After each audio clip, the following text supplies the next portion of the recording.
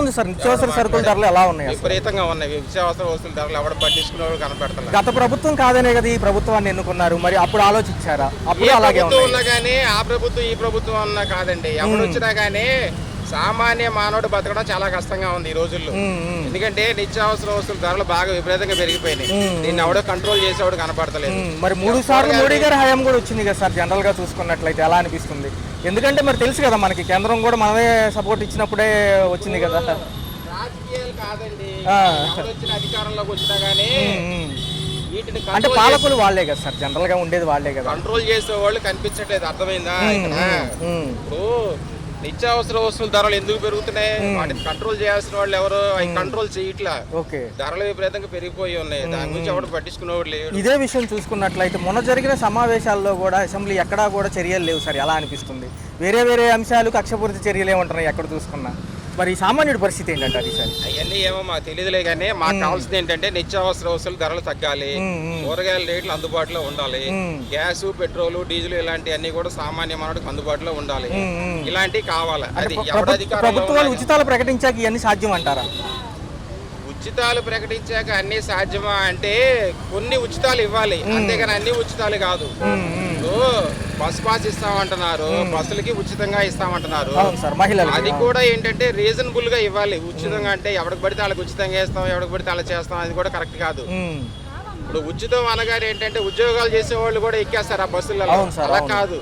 అలా కాకుండా హ్యాండిక్యాప్టులు, లేకపోతే వృద్ధులు, చిన్న పిల్లలు, ముఖ్యంగా చదువుకునేటువంటి పిల్లలు, అలాంటి వాళ్ళకి ఇవ్వాలి ఉచిత. అంతే తప్ప రేపు ఉచిత బస్ అనగానే ఉద్యోగాలు చేసే వాళ్ళు కూడా ఎక్కేస్తారు. అవును సార్, బడ్జెట్లు కూడా చాలా అవుతాయి అంటున్నారు. దాన్ని బట్టి కరెక్ట్ కాదు కదా. వాళ్ళ గ్యాస్ రేట్లు పెరుగుతున్నాయి, దాని గురించి ఎవరు పట్టించుకోవట్లేదు. నిత్యావసర వస్తువుల ధరలు పెరిగిపోతున్నాయి, దాని గురించి ఎవరు పట్టించుకోవట్లేదు. ఇవన్నీ కంట్రోల్ అయితే అప్పుడు సామాన్య మానవుడు ఏమైనా పెరుగుతుంది. సామాన్య మానవుడు స్తోమత పెరగాలి, కొనుగోలు శక్తి పెరగాలి. అవి పెరగకోకుండా ఏమి ఉపయోగం? ఏం లేదు కదా. Thank you sir. ఉంది దగ్గర 6వ నెలలో ఎంటర్ అయ్యాం మనం. అవునండి, 6వ నెలలో ఎంటర్ అయ్యాము. 7 నెలల పాలన చంద్రబాబు నాయుడు గారు చాలా చాకచక్యంగా చేశాడు. విజయవాడ వరదల్లో కూడా ఆయన చేసినటువంటి సహాయం విజయవాడ ప్రజలు ఎవరు మరువలేదు. నిజంగా 75 ఏళ్ల వయసులో కూడా ఆయన అంత యాక్టివ్గా తిరిగి వరద ముప్పుకు ప్రాంతమైనటువంటి ప్రాంతాలన్నింటి సందర్శించి ఆయన చాలా బాగా చేశారు. వాళ్ళ నష్టపరిహారం కూడా ప్రతి ఒక్కరికి అందింది. అందనాలకు మళ్ళీ పెట్టుకోమన్నారు, మళ్ళీ పెట్టారు. మళ్ళీ కలెక్టర్ ఆఫీస్ చిట్టి జరిగారు, మళ్ళీ ఎంక్వైరీలు వచ్చినాయి, మళ్ళీ చేశారు. ప్రతి ఒక్కరికి 99% మందికి బెనిఫిట్స్ ఖచ్చితంగా అందాయని నేను ఆశిస్తున్నాను. గవర్నమెంట్ పాలన అయితే ప్రస్తుతానికి బాగానే ఉంది. అన్నయ్య గారు చూసుకున్నట్లయితే మొన్న ఈ 5 రోజులు సంబంధించిన బడ్జెట్ సమావేశాలు ఎలా అనిపించినాయి? 2.94 లక్షల కోట్లు అనేవి అరకొరగా ఇచ్చారని మాజీ ప్రభుత్వాల్లో ఎమ్మెల్సీ పదవుల్లో ఉన్న వాళ్ళు అంటున్నారు. ఇటుపక్క చూసుకుంటే ఇది వచ్చే ఆర్థిక సంవత్సరం వరకే అని వీళ్ళు అంటున్నారు. అనేక అంశాలు చర్చించారు. అంతే కదండి, ఇప్పుడు ఆర్థిక సంవత్సరం వరకు మాత్రమే కాబట్టి దాన్ని కొద్దిగా సడలింపు చేయడం జరిగింది. నెక్స్ట్ బడ్జెట్ ప్రణాళిక చాలా అద్భుతంగా ఉంటుందని చెప్పి నేను అనుకుంటున్నాను. ఎందుకంటే ప్రగతి పదంలో దూసుకెళ్తుంది ఖచ్చితంగా చంద్రబాబు నాయుడు గారి ప్రభుత్వంలో. ఐటీ కంపెనీలు వస్తాయి, రెవెన్యూ పెరుగుద్ది, రెవెన్యూ లోటు తగ్గుద్ది, రాష్ట్రానికి ఆదాయం పెరుగుద్ది, వివిధ మార్గాల ద్వారా ఆదాయం పెరుగుద్ది. పోతే ప్రజలకు మెయిన్ ఏంటంటే ఆర్టీసీ ద్వారా కూడా ఆదాయాన్ని పెంచుకోవాలని చెప్పి గవర్నమెంట్ చూస్తుంది. వనరుల ద్వారా గవర్నమెంట్ ఖచ్చితంగా ఆదాయం అయితే పెరిగి రాష్ట్రం లోటు బడ్జెట్ తీర్చుందని చెప్పి నేను అనుకుంటున్నాను. అన్నయ్య, నిరుద్యోగ వృత్తి కానివ్వండి, ఉచిత బస్సు ప్రయాణం అమలయ్యే సూచనలు ఉన్నాయా? ఎందుకంటే సమావేశాల్లో దాని గురించి చర్చ ఏమీ సాగలేదు, ఎలా అనిపిస్తుంది? ఉచిత బస్సు అనేది అది పెద్ద అవసరం లేదని అనిపిస్తుందండి నాకు. ఎందువల్ల అంటే ప్రతి ఒక్కరూ ఖచ్చితంగా ఇప్పుడు అవసరం ఉన్నా లేకపోయినా కూడా బస్సు ఎక్కి వెళ్ళిపోయి అనవసరం కదా, దానివల్ల నష్టం తప్ప ఏం లేదు. ఉచిత బస్సు అనేది కాకుండా రాయితీలు పెడితే సరిపోతుంది. మహిళలకి బస్సులో 50% రాయితీ అని పెట్టి, వృద్ధులకి 50% రాయితీ పెట్టి బస్సు నడిపితే అది కొద్దిగా బాగుంటుందని చెప్పి నేను అనుకుంటున్నాను. అనేక అంశాల్లో కేంద్రంతో కలుపుకుని అమౌంట్లు ఇస్తామంటున్నారు. ఇప్పుడు రైతు భరోసాకు సంబంధించి ఎందుకంటే గడిచినటువంటి ప్రభుత్వంలో మన దేశం మన రాష్ట్రము తీవ్రమైన ఆర్థిక లోటులోకి వెళ్ళిపోయింది.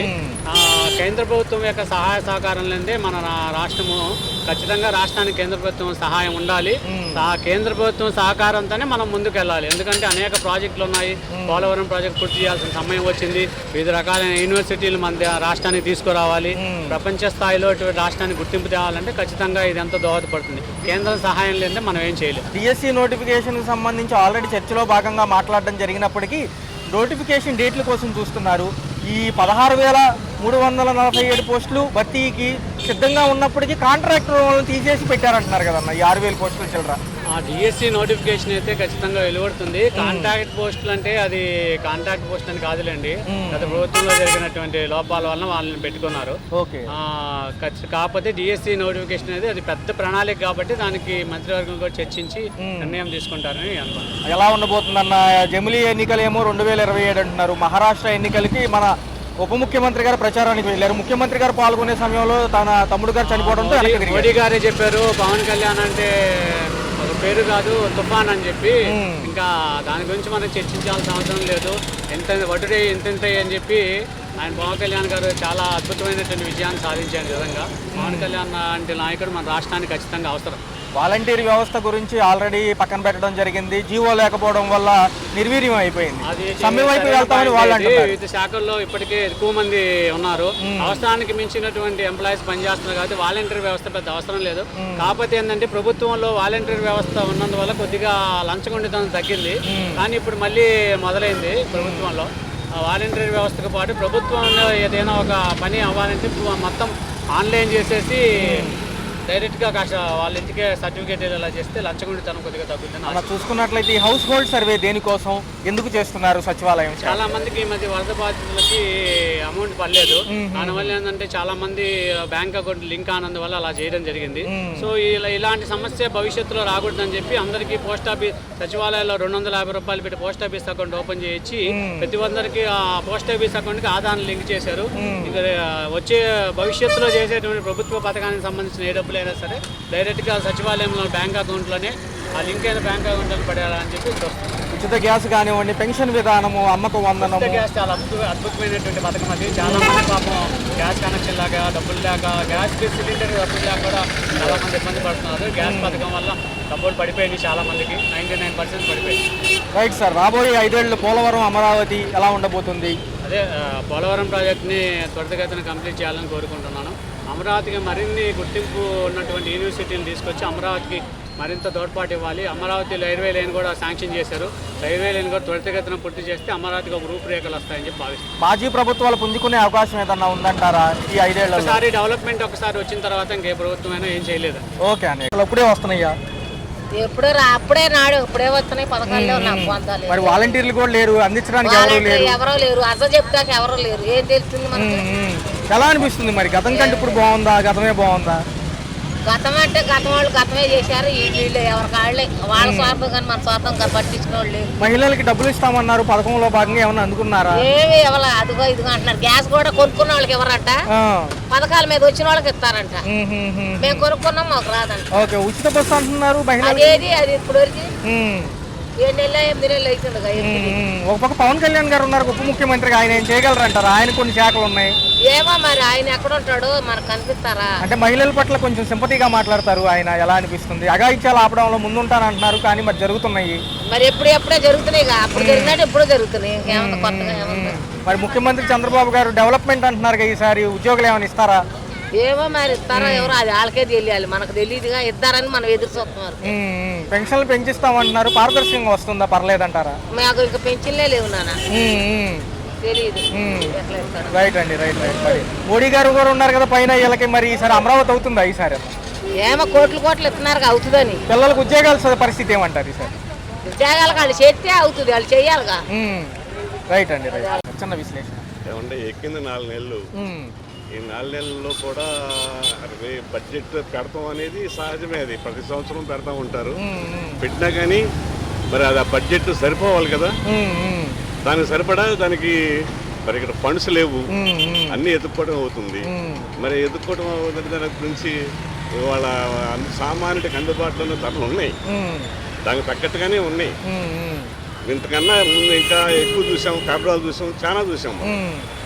రేట్లు మాత్రం ఇప్పటివరకు బాగానే ఉన్నాయి. నూనె రేట్లు పెరిగినా కానీ అక్కడ సప్లై లేదు.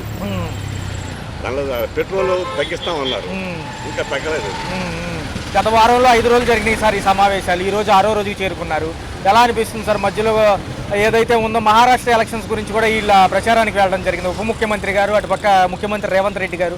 ఈయన వెళ్ళినప్పటికీ తిరిగి వచ్చేసారు, ఆయన సోదరు చనిపోయారని చెప్పి. ఎలా అనిపిస్తుంది సార్ ఇవన్నీ అంశాలు చూసుకుంటే? ఆయన సోదరుడు చనిపోయాడు కాబట్టి వచ్చాడండి. నేను ఒక పార్టీని సమర్థించట్లేదు. ఎక్కిన పార్టీ కొత్తగా వచ్చింది, ప్రచారంలో కూటమికి భాగంగా వాళ్ళు పిలిచారు, వెళ్ళారు. ఇలాగా సోదరుడు చనిపోయాడు, మరి వాళ్ళకు కూడా బాధ్యత ఉండాలి. వెళ్ళిన వాళ్ళందరికీ ఇద్దరు కూడా బాధ్యత, ఎవరి పార్టీకి వాళ్ళు సపోర్ట్ చేసుకుంటూ ప్రచారం చేస్తున్నారు మహారాష్ట్రలో. మరి మధ్యలో ఈయన వచ్చేసాడు. జమిలీ ఎలక్షన్స్కి ఈయన చెప్తున్నట్టుగా ఈ కార్యాచరణ సిద్ధమవుతుందంటారా 2027కి? ఎందుకంటే దేశం మొత్తం ఒకేసారి ఎన్నిక అనేది సాధ్యం అవుతుందా? అవుతుందండి. గతంలో జరిగినాయి, దేశం మొత్తం గతంలో కాంగ్రెస్ హయాంలో, ఇందిరాగాంధీ టైంలో ఒకేసారి జరిగినాయి. మరి వాళ్ళు ఎందుకు జరగదు?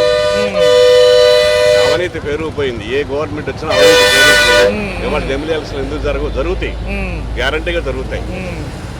అంటే ఓటమి గెలుపులు తర్వాత విషయం, అది జమిలీ ఎలక్షన్ మాత్రం అందులో సందేహం లేదు, గ్యారంటీగా జరుగుతుంది. మాజీ ముఖ్యమంత్రి గారు అసెంబ్లీ సమావేశాలకు రాలేదు, 11 స్థానాలు దక్కడంలో ప్రతిపక్షం లేదు కాబట్టి ఎమ్మెల్సీ పదవుల్లో ఉన్న మాజీ మంత్రులే ఉన్నారు ఇప్పుడు. అది రాజ్యాంగానికి సంబంధించిన విషయం, ప్రతిపక్షం ఇల్లు ఇవ్వడానికి కాదు, ఓటమి ప్రభుత్వం ఏర్పడినా దానికి సంబంధించింది కాదు. రాజ్యాంగం అది చట్టబద్ధంగా ఉన్నప్పుడు ఎవరైనా ఇవ్వచ్చు, తీసుకోవచ్చు. అది ఇద్దరికి ఉన్న మ్యూచువల్ అండర్స్టాండింగ్, ఇద్దరికి లేదు కాబట్టి ఇవ్వలేదు. ఎలా ఉంది సార్? అయ్యన పాత్ర గారు ఉన్నారు, ఉప డిప్యూటీ స్పీకర్ గా రఘురామ కృష్ణరాజు గారు ఉన్నారు, ఈసారి విప్పులుగా కూడా కొంతమందిని ప్రకటించడం జరిగింది. ఎలా అంటే గత ప్రభుత్వంలో ప్రతి ఎమ్మెల్యేకి, ప్రతి మంత్రికి, ప్రతి నాయకుడికి అన్ని స్కాములు ఉన్నాయండి, ఎవిడెన్స్ అన్నీ ఉన్నాయి. ఆ ఎవిడెన్స్ ప్రకారమే పట్టుకోవాలంటున్నారు ఇవాళ. ఎందుకనంటే చంద్రబాబు నాయుడు లోపలేశారు, ప్రజల్లో సానుభూతి పెరిగింది, నీ నిరుగ్గుసత్వవాదం గురించి జరిగినాయి అన్ని. ఇప్పుడు మరి కేసులు ఉండబట్టే కదా జరిగింది. వ్యక్తి హననాలు అంటే ఏంటి చూడండి, వ్యక్తి హననాల కేసు అంటే రజనీకాంత్ మీద కేసు పెట్టారు, వాళ్ళ మీద కేసు పెట్టారు. రజనీకాంత్ కామెంట్ చేయడమే చాలా కామెంట్ చేయడం అనేది రాజకీయంగా చూసుకోవాలి, కానీ వ్యక్తిగత విమర్శలు చేయకూడదు. ఈ విమర్శలకు సంబంధించి సోషల్ మీడియాలో గతంలో చేసిన పోస్టులు వాళ్ళందరినీ అదుపులోకి తీసుకుంటున్నారు సార్. ఒక పక్క చూసుకున్నట్లయితే సినిమా రంగం వాళ్ళని కానించి రోజా గారు కానివ్వండి, శ్రీరెడ్డి గారు కానివ్వండి, ఇటు పక్క చూసుకున్నట్లయితే ఇంకా అనేక మంది ఉన్నారు. వీళ్ళందరినీ కూడా అదుపులో తీసుకోవడం జరుగుతుంది. ఎలా అనిపిస్తుంది? మంచిదేనంటారు? ఎందుకంటే మంత్రులు భార్యల పైన కూడా ఇప్పుడు ప్రకటనలు చేశారు కదా. ఒక పరిపాలన, శుభ్రమైన పరిపాలన జరగాలంటే సోషల్ మీడియాని ఆపాలి. ఇది ఆపకపోతే కుదిరేది కాదు. ఎందుకంటే ఇది జనాల్ని తప్పుదో పట్టిస్తున్నారు ఈ సోషల్ మీడియా ద్వారా. అది మంచిదే చేయటం అనేది. ముందు ఎవరో చేయటం అక్కడ అవకాశం లేదు, ఏ నాయకుడిని విమర్శించేది లేదు. ఇది కరెక్ట్, రాజకీయంగానే విమర్శించు, వ్యక్తిగత అభిప్రాయాలకు మాత్రం వెళ్ళకూడదు. ఇది తల్లి లేదు, తండ్రి లేదు, భార్య లేదు, ఎవరైనా సరే అది చేయడం అనేది చాలా తప్పండి. వ్యక్తిగత విమర్శలకు వెళ్ళకూడదు. అంటే టైము